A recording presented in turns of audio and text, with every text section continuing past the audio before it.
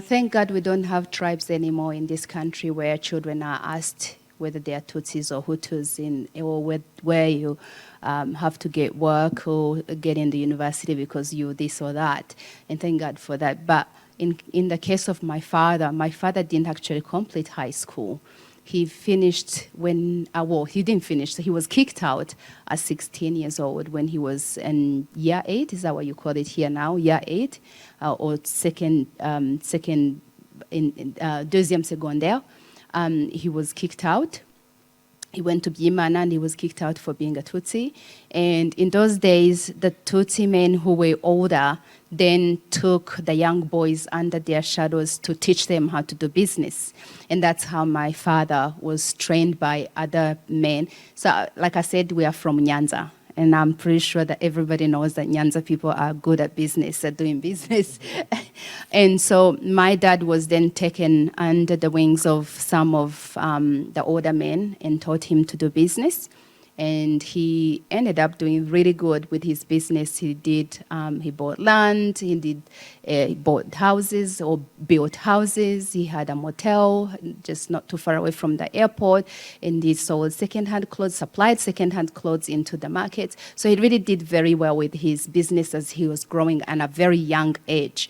But then that also meant that we didn't have a dad at home. So he worked very hard. And I think Tutsis had to compensate to do much in order to raise their families, but also under so much fear, because as children, as you know, like you asked, when I was a kid at the age of 6, that's when I discovered that I was a Tutsi, simply because, not because my parents taught me, but because I went to school and I was asked to stand up. And I actually didn't even know what I was until my friend, that's one of the questions. But then when I learned that, I just went home heartbroken too, because of the shame that we experienced. Every time there was that kind of standing up and counting how many Tutsis, first there was fear, there was shame that came with it. The Hutu children would make fun of us. And then we were not asked to stand up, but you were also, referred to as a snake, a cockroach. That's dehumanization. And so whenever then that happened, it was then all the children knew who was who.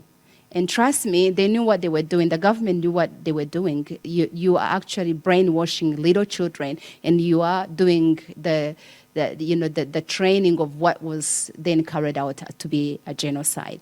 But to answer your question, was my dad working under that much pressure? He worked so hard. He was never home. He would only come home on the weekends sometimes.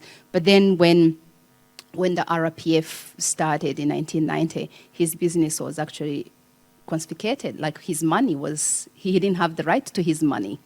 And he was put in jail.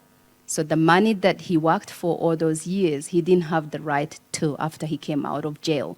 He literally had to make, at least you were a survivor, you know this, but probably you were much younger than I was, too young to understand. But then there was a time the Tutsi men who had money, their money was then held by the bank, and you could only access the money that you're going to use then. Like you know how like a child makes a list of things that you're going to have from the parent. That's how they made them, and that's really taking the value of a man to make them feel like they are nothing. And that's all part of the plan of what the genocide did to our fathers and to us. And so him working hard and then losing all that stuff at the same time, it wasn't just him, it was also his friends. That's an effect of what the plan was going towards the 1994.